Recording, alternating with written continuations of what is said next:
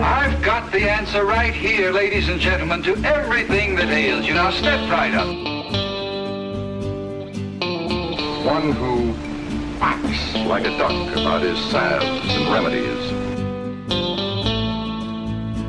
The cruel practice of making money on people's worries feared throughout the years as quackery. I said cured of backache, nervousness, Okay, ladies and gentlemen, welcome back. You're rocking here with the quackery. You got Dr. Will the Pill coming right back at you here with John Boy. And we're happy to be back again this week. We are remote.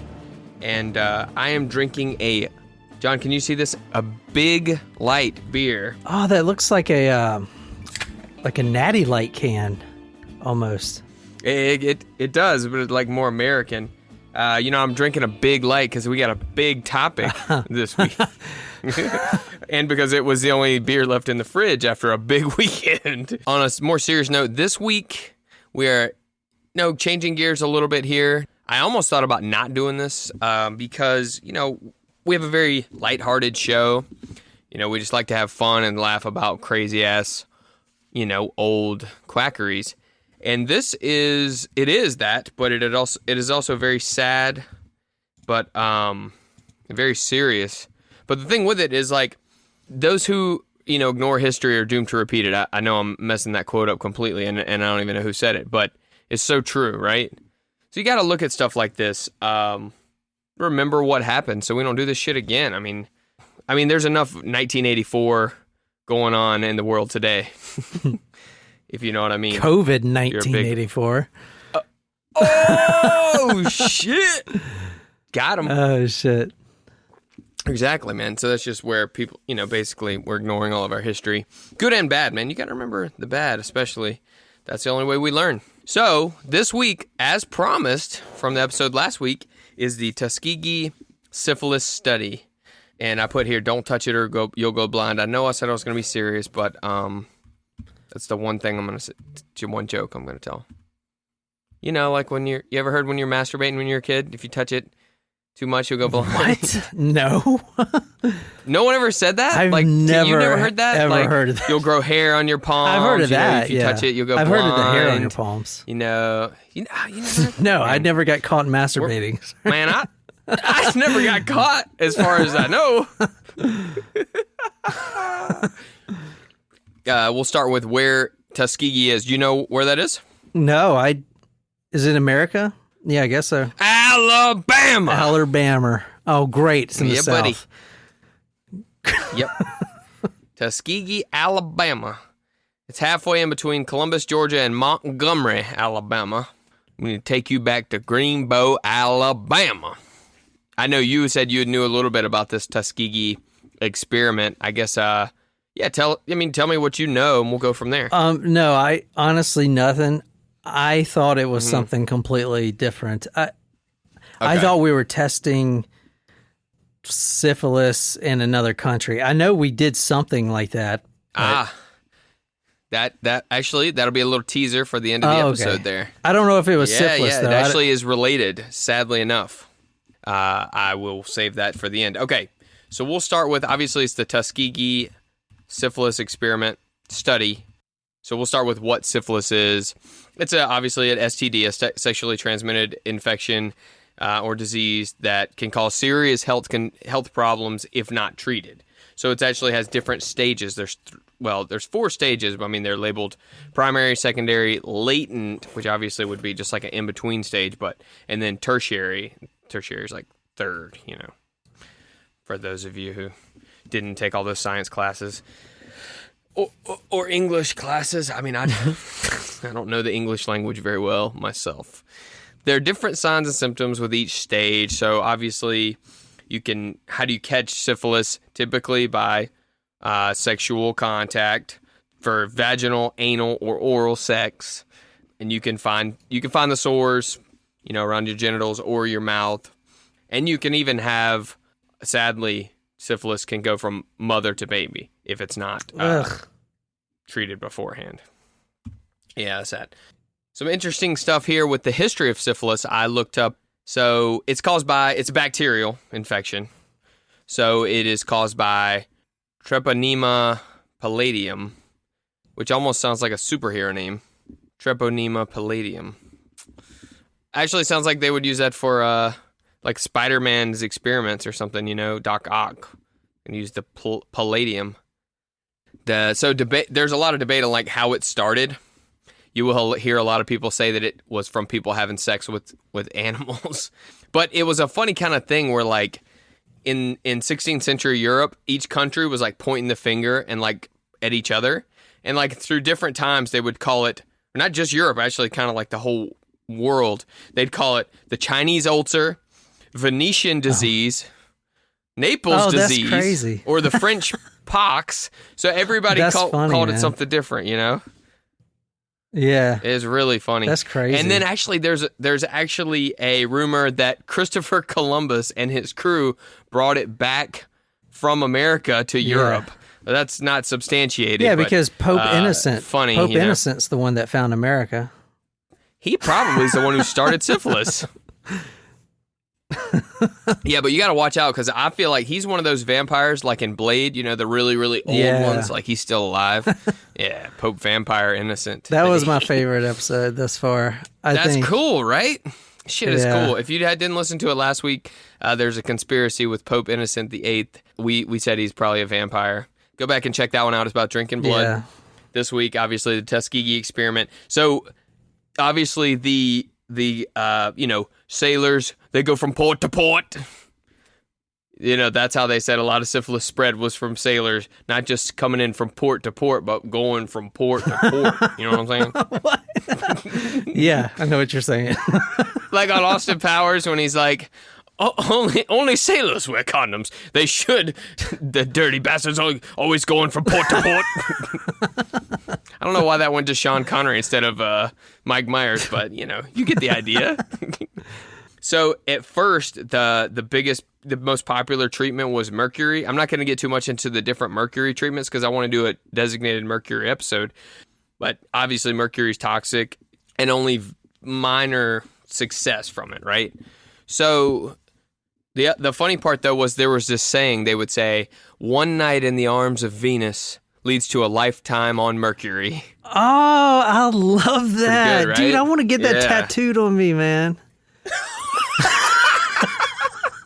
It makes it look like you caught a venereal disease. But it does sound cool, right? It does. Dude, I love that. Yeah. I thought that was awesome. I knew I had to include it. Dude, I'm definitely tattooing that on me. Right above my... We should get that on a Quackery t-shirt. right at your a happy trail, the little hair that goes from your belly button to your ball fro. God, I love that. I saw a thing today. This is completely unrelated, but they said one of their friends, this was on social media, they said one of my friends hit the bong really hard and said, "Hey man, do you think that Medusa has tiny little snakes around her coochie?"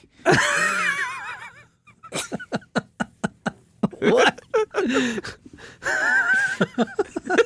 Because she's got snakes in her hair. I do. It's like, that's pretty good. I can't wait to meet your friends. That was not my friends. This was a random person. Yeah, I'm just messing. I follow all these funny, accounts. I mean, my friends are funny enough, but not that funny. So, okay. So who sponsored this study? It was actually the United States Public Health Service. Do you know about these guys?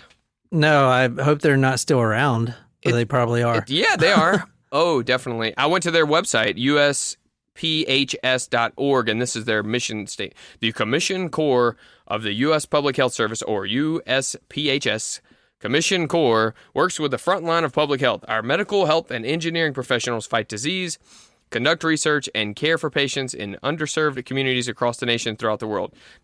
They're fine now. Actually, they don't even cover like this kind of stuff in America anymore. But it almost sounds like a pseudo branch of the military, right? But I didn't know a lot about them before this. They were started in 1798. But really, like the World Health Organization and like the different health organizations in America, other than the public health service kind of took over a lot of the research and world, STD and disease transmission, things like that. The CDC, obviously, it is more hands-on with this stuff now. So these people are more of almost like a Peace Corps medical sort of thing now. It's like what actually a public health service you would think would be. So the study was actually started with extremely good intentions. It was funded by this thing called the Rosenwald Fund, which was like an endowment where there was $70 million went to all different public schools, colleges, universities, museums, Jewish charities, black institution, etc., up until the money was depleted. So it was like a window. It wasn't supposed to be like a sustainable fund. It was like $70 million is going to run out through these certain dates. But the initial fund ran out a lot faster than they expected because of the Great Depression. So what happened was in 1932, the Public Health Service started working with the Tuskegee Institute, which was a local health institute who had a lot of doctors with their own interests in research and obviously wanting to become, famous researchers, make money, all the things, that more of like a, not like a health organization or a charity or something would do. But I get ahead of myself. Before the Tuskegee Institute jumped in, so the initial goal was to find underserved, highly infected rural communities in the South, especially of African Americans, that they could identify and treat and kind of, almost classify and help to learn about the movement of the disease and help to eradicate it through that. Okay. So the intentions were really good, but with the Great Depression, that kind of altruistic part of it ran out. And so with the Tuskegee program, they came in and they actually changed the name of it to the Tuskegee Study of Untreated Syphilis in the Negro Male. That's what the name of the study officially was in 1932. Hey, is this a real photo right here of the time period? Which one? The beginning of the study slide. Is that like an actual photo? Because it looks, it's like the coloring is like really vivid to be in the 30s or whatever. Yes, but that's a bit of a spoiler, but that is a good point. I'll put these pictures up. You can find these at the CDC's website, really in a World Health Organization. They all have details about this because it's very public, very famous, infamous is what you really should say. But these pictures that you're gonna see that I'm gonna put up are extremely high quality photos, and so you wonder why. And I'll get into that here in just a second. That's actually getting ahead of us a little bit, but you can find these really. It is actually of people involved in the study and the doctors and what they were, testing their blood and stuff like that. Initially, 600 black men, 399 who had syphilis, 201 who did not. So they basically sat them down, and most of them were not. They couldn't read and write, so they basically had them make their mark or sign their name or whatever, and just explain to them in broad strokes what they were going to do. So they told them they were going to treat them for what they called, quote unquote, bad blood, and which was just like a local colloquialism, a local term, just like basically covered everything, like, syphilis, any kind of STD, anemia, fatigue, probably covered diabetes, any ailments like that. The plan was they were going to study these men, not treat them for 6 to 9 months, and then follow up with the treatment plan from there. And then these men were all signing up to have now they're going to have actual health care. They're going to get all these different things that they need, and so it would seem like a good deal for them, right? They didn't tell any of the guys. So of the 600, they didn't tell any of the ones who had syphilis that they had it to protect, their results. That they had syphilis. They also did like weird medical procedures on the ones who had it and who didn't, I guess, to make sure that like they didn't figure it out. Like spinal taps and things like that. They're completely unnecessary. Why would they not tell them? That's what they said. They would do spinal taps. I don't understand why they didn't tell them, because that's a big problem to me. It's not like a psychological experiment. No. It's literally an ailment in your body. Like, I don't understand. It's a physical ailment. Why did they not tell him? It's just so weird. Isn't that weird? Very weird. But then they would also perform like these really extensive autopsies that were way above and beyond. But the thing was, that was something they obviously legally have to have consent to do. But most of these people were so poor that they didn't want their families to have to try to pay for funerals. They couldn't afford a funeral. So the funeral expenses were paid if you signed up to do for the autopsy. So of course they did it. They didn't explain all these the conditions, the terms, any of these treatments, and most of them were illiterate, like I said. So you can tell we're already going down, taking advantage of people who you're not informing them correctly. You're keeping them in the dark. I mean, clearly they're already not treating them for 6 to 9 months, which is a problem, but offering them medical treatment after that. So at least there's, for them, light at the end of the tunnel. You don't think they for the bad blood? Yeah, you don't think they infected those that didn't have it, do you, with syphilis? Not from what they said. I didn't know. Yeah, like it just seems shady. No. As far as what the study reported, because it came, it all comes to the light in a big way. Yeah, I bet. As you'll see. But so in 1939, obviously a big thing in the world happened, World War II, right? And so a lot of the participants in the study were drafted in World War II. So John, what happens when you're drafted into any branch of the military? You get the initial exam and then all kinds of shots and everything else. They're going to check for everything, they check right? for everything. Yeah, I would imagine. So what they did was they found a lot of these men had active cases of syphilis still. So that's interesting, right? The study started in 1932, supposed to go on 6 to 9 months, and then they're going to treat them, right? Yeah, that's what. So we're in 1932, 1939. Yeah. We're already 7 years in, and there's still men in the study who have active cases of syphilis. So what happens? Well, did they try to treat them? Well, right at that point, they didn't have a really super effective treatment. They had options. Most of them were mercury, right? So at this point, it's not as horrible as it could be, right? Maybe they were trying to cure them. Okay. Yeah. But they actually, because they were in the study, the researchers were able to get them exempt from duty to come back for the study. And then they still apparently didn't try to treat them. They just got them out of serving in World War II and still kept them with syphilis and kept the study going. Jesus. That you gotta have some swing, because 600 people. I mean, you would imagine.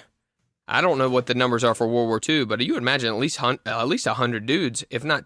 I mean, these are probably a lot of them are draft eligible men. Yeah. So I mean, 200, 300 dudes.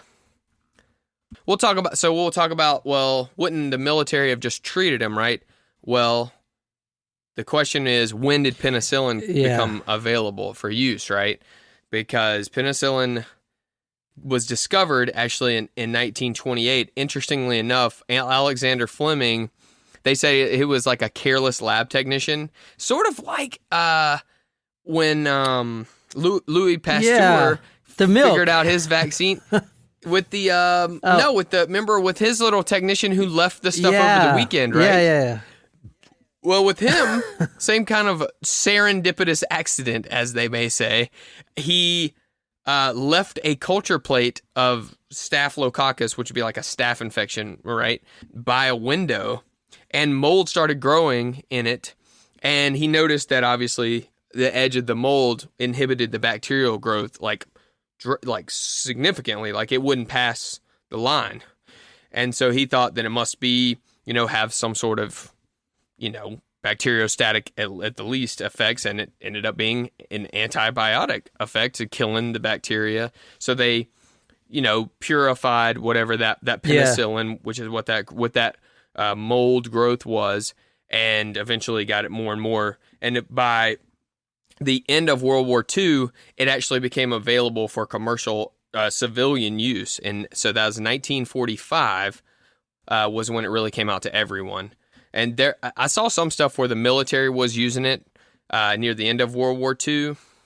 But at the time of the draft, they didn't really have it for, to treat syphilis for every soldier. They probably didn't really care that much. But I see, here's a really cool old picture here. I'll put it up on quackerypodcast.com. One of them is of Alexander Fleming. The other one is it's on a trash can in the city. It says, the top one says, "Thrash the Axis, buy bonds." And at the bottom it says, "Penicillin cures gonorrhea in 4 hours. See your doctor today." I'm surprised he didn't name it after himself. I mean, I wonder where he got the name penicillin from. I mean, the guy's name is Fleming. You know, like, did he just pull that out of his ass? You know? I think it has to do with the way that like they classify stuff based on what it looks like. Kind of like coronavirus is like corona is like the crowny like perch, which I think that's a terrible name for it. It doesn't look like a crown at all. But maybe this came after penicillin, but maybe they started looking at like the way different stuff looks and behaves on the names. But I don't know, man. I mean, maybe he was like penis chillin', penicillin. I don't. Dude, now your penis is going to be chilling, dude. Yes. You're never going to look at penicillin the same way. Penis chilling. I mean, it worked for gonorrhea and syphilis, dude. Yeah. Like, it was. Yeah. So you could go from port to port. It was a big game changer, though, not just. Booyah! Sailor's Delight. Penicillin at night, Sailor's Delight. Oh, no, that's Red Sky at night. Wait, something like that. All right. So we'll go ahead before we get into the later part of the study, because it's going on beyond World War II, okay? Spoiler alert here. The different stages of syphilis, right? So I'll put there's one picture here I'll put up on quackerypodcast.com. Obviously, the primary stage, I don't know how many of you know about this. It's like a typical STD infection where you get the painful or painless, like round bumps on your genitals or your face or wherever you got infected, right? 3 to 6 weeks, and then typically those sores will go away without treatment. So, and then it'll move into the secondary phase where you'll actually get like rashes on the rest of your body, sometimes on your hands, the rest of like your torso, everywhere. It almost looks like chickenpox. It's really weird, right? And it also, you can get some other things like, you can get like the lymph node swelling. You can get the fever. You can even start losing your hair. You can get headaches, weight loss, fatigue, all sorts of different things. It's like a systemic syphilis infection. But even that part goes away, and you get this latent stage, which it can actually last for years, where you have no symptoms, and you have like latent syphilis in your body. And you may or may not be contagious at that time either. And then the tertiary stage is where it gets really bad, which can be, a lot of people don't even get to this point, but it could occur 10 to 30 years after your initial infection. And you can get terrible things like you can get organ failure, you can get problems with your heart, you can get, and it can even kill you. It can make you go blind. So you can get what's called neurosyphilis or ocular syphilis. So obviously neurosyphilis would be with your brain or your nervous system, which you can have like muscle coordination problems. You can get actually paralyzed from this. Jeez. You can get dementia, like debilitating headaches. It's crazy. And then the ocular syphilis obviously would be where it affects your vision and you could cause blindness. It never gets to that point today, though, does it? Because no, we got penicillin. I mean, people don't. I wonder about in other countries if people have to let it go like that. This even says a lot of people who even have it untreated. Like a lot of people don't necessarily get to the tertiary stage because I mean it could go 30 years. So maybe you think about like a third world country, if someone contracts, I don't know the timing of it, they may never get to the tertiary phase. But no, yeah, it's crazy. So, all right, so let's review our timeline so far, right? So 1931, 1932, the Rosenwald Fund cuts their funding, and so the Tuskegee Institute has to step in. 1932 is when you get the 600 guys, and then actually already in 1934, some of the papers start to look at this as being kind of unethical. And so then 1936, the Tuskegee Institute publishes their first paper. It's somewhat criticized by the medical community because they don't know, like, if they're treating these people. There's obviously not penicillin available yet. So, they actually decided in 1936 to follow these men through their whole lives. Then obviously 1939, 1940, they try to get them not drafted. Then 1945, penicillin becomes the acceptable and effective treatment for syphilis. But they do not use it for these people. No, they are not treated. And even the United States Public Health Service even establishes what's called a Rapid Treatment Center program to treat syphilis in basically communities like this. So like they're trying to do good, but they don't treat these study participants. So syphilis starts going down in America, but they don't tell these people. And it's not like really expensive to manufacture, is it? Penicillin is so cheap, That's crazy. So, I mean, cheap. What were they thinking? Like, why continue to study someone's illness when we can just cure it anyway? Like, who cares? Well, I'll tell you that later on, like basically the 40s, 50s, the doctor that took over, I'll tell you about him. He is not a good person. So that is why you're going to see some of this. So continually throughout the 40s, 50s, and 60s, you continue to see more concerns and more inquiries into what's going on with this shit, right? So eventually, in 1972, it's officially busted open with all these news articles, investigations, and that's when in 1972 they finally shut it down. 40 years. The study went on for 40 years. That's crazy. And the CDC was involved? It says CDC reaffirms need for a study? In 1979, the CDC actually supported what they were doing and the continuation of the study, but then eventually it came out where the news articles and got too much public heat and they shut it down.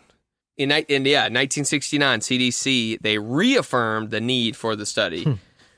I guess they doubled down, like, hey, we've already gone 38 years or whatever it is, 37 years. That's bad. Right? Crazy. So that's why these pictures look so new, right? Because from the 60s and the 70s. Now it makes sense, right? That's so the results of the study, very sad. That is true, man. I didn't even, dude, that's really bad, actually.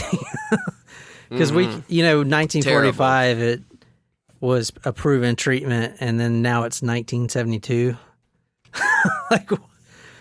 And these I could understand if it was really expensive. I mean, even so, like you're getting them to sign up for a study, like that's just the opposite of ethics. That's the opposite of medical ethics.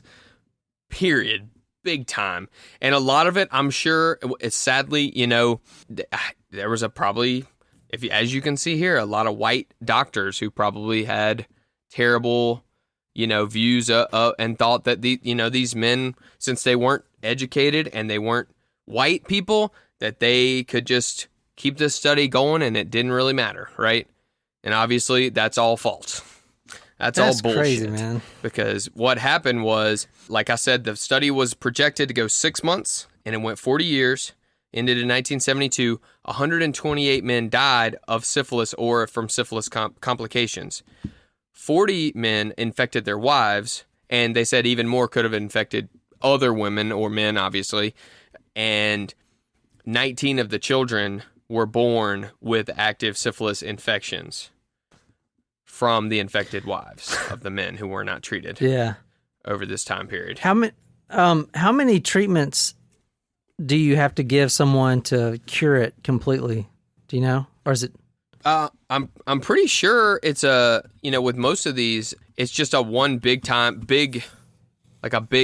one-time dose. Like you remember you see that thing on the trash can. It says penicillin cures gonorrhea in 4 hours.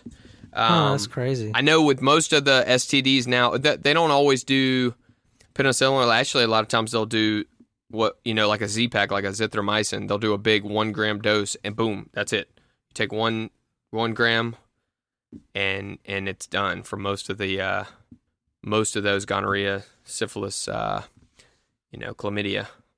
But I'm sure it was a similar thing with penicillin. And even if you had to retreat, it would have been like probably a one or a few couple doses. I mean, this one says cures in 4 hours, for gonorrhea. I'm sure syphilis was the same thing. It's a bacteria, if it can be an effective treatment. So that's just crazy, right? Yeah, that's... One day, cheap treatment could have been done, and 128 men died from complications. Like, that's just so wrong. That's why I almost didn't do this, because it's sad and it's not anything to laugh about. It's definitely something to take seriously and to learn from. Like, it's so appalling. It's definitely quackery, So what really went wrong here? So obviously in 1972, the public outcry, because they found out these men had been basically hoodwinked or lied to or not given the whole truth about what was going on. So since they were illiterate, they were not in a position to give informed consent for this study, because they were given, basically probably were put in front of a document, and the doctors probably just said, oh, you're going to get medical treatment for bad blood. But all they did was they were getting their blood drawn, obviously. You saw the pictures there. But they were never getting any treatments. I mean, other than they checked like their vital signs and, did crazy spinal taps and shit like that. It kind of reminds me of the Nazi Germany doctor. What was his name? Exactly. Mengele or something. He would give all these POWs all these diseases and just do all kinds of procedures. Experiment on them, yeah. That's exactly what I thought too. I was like, man, are we going to find out that this doctor is a Nazi? Not as far as I know, but he is. I'll tell you about him, dude. This was not his first, not his first rodeo, so to speak. So before we get into him, though, we'll talk about what happened ultimately in America for people to try to, the country to try to make up for this catastrophe, this bullshittery.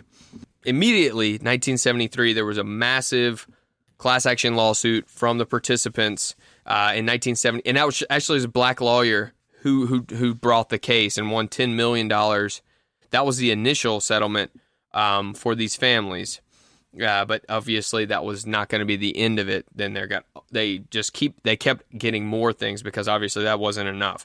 They got basically lifetime health care for them, their family, and then ultimately it extended to all descendants ever of these people.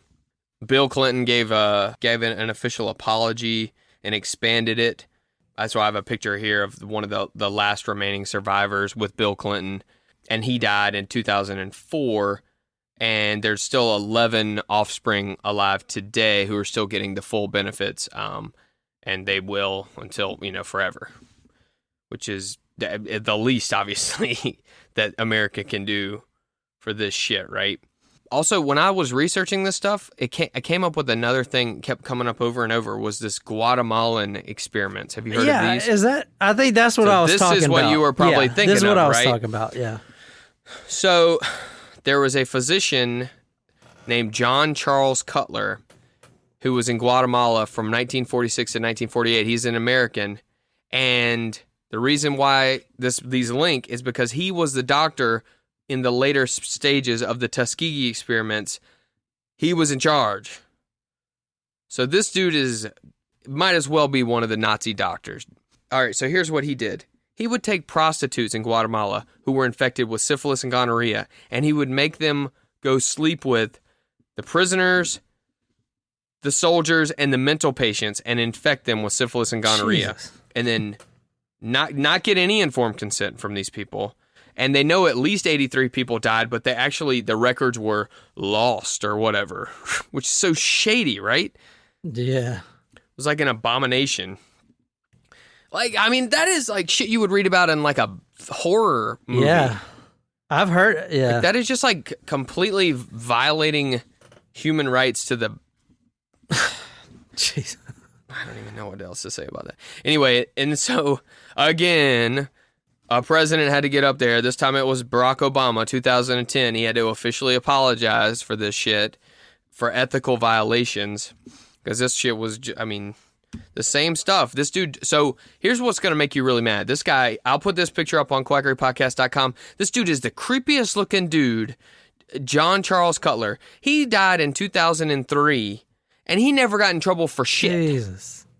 Even though Guatemala officially said that he committed crimes against humanity, and I would agree. Oh, yeah. Easily. Yeah. I put here caption, John Charles Cutler, 1915 to 2003. He ain't never got in trouble for being a dick. Jesus. That is crimes against humanity, man. Because the Nazi doctors, same with them. He's doing the same thing.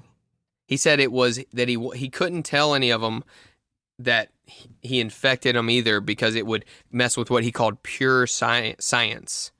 So they paid the prostitutes to have sex with these prisoners and everyone, all these other people. And there was cankeroid. What's cankeroid? You know what that shit is? It's another bacterial infection. Looks very similar. Oh, why did I look at images? What is wrong with me? God, it's like... Don't send them over this way. Ladies and gentlemen, do not look up cankeroid pictures on your computer. You will never be able to unsee that. It's like these big, disgusting, like rotting away of areas of penises. That's what you'll get to see. It's not really rotting away. It's just like all these different bumps, but it's like it. All right, anyway, thanks. That's enough. He paid prostitutes who had that to sleep with these people. The alleged number was a total of 1,308 people were involved with those experiments. And he said it was important that they were supposedly untreated, and it would be undesirable to go ahead and use large amounts of penicillin to treat the disease because you'd interfere with the study. That's a direct quote. He still had a medical library named after him until like right before he died. Oh, really? And they finally changed it. I mean, it just... And there was actually another thing he did where it was called the Terre Haute prison experiments, where he infected prisoners with gonorrhea. Like, this dude just got his rocks off on giving people STDs and then not treating them. Like, I wonder if he's like some sick... Man. Like, he definitely had psychological problems. Yeah, dude, like he's a sadist. I bet he had some something. sick, holier than thou, like all these people are, punish an angel of death. The godless. That's what they call the angel of death serial killers that kill their patients, angels of death. Ugh. That's the thing. He didn't kill these people. He let them live tortured. Which is probably even worse. Definitely. It's definitely worse, I think. Well, I mean, it definitely is worse, but then, you got no one's given consent for any of this stuff. It's all these unsanctioned medical experiments. Like, these are people, man. We got people who lose their shit if you test out a new shampoo on a bunny rabbit. These are human beings that they took advantage of, basically tortured. I mean, with the Tuskegee experiment for 40 years. Just terrible stuff, man. I'm done with this one. Sorry. Jesus. I said it was important that we learned about it, and now you guys have, and I'm glad to be done. It makes me sick, man. Yeah. Like that, and it was like this idea where like certain people were, more important than others, and that just makes me mad, man. So I'm just gonna have to. I'll answer any questions you have, though. Then we're gonna move on. From this shit. It's a great topic. It's a terrible topic. Yeah, I don't even know what else to say, man. Well, you got any questions of like maybe where Dr. Cutler's grave is? You can go piss on it. I appreciate you guys, sticking this one out because it's important that we remember stuff like this as hard as it is to hear.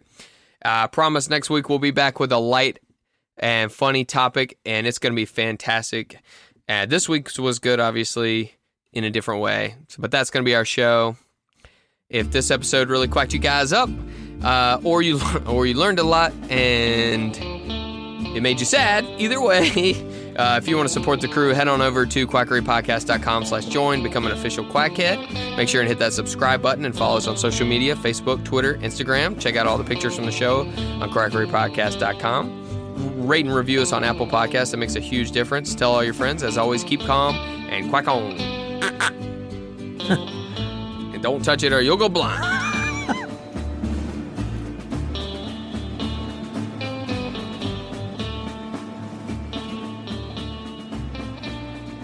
I never got caught, as far as I know.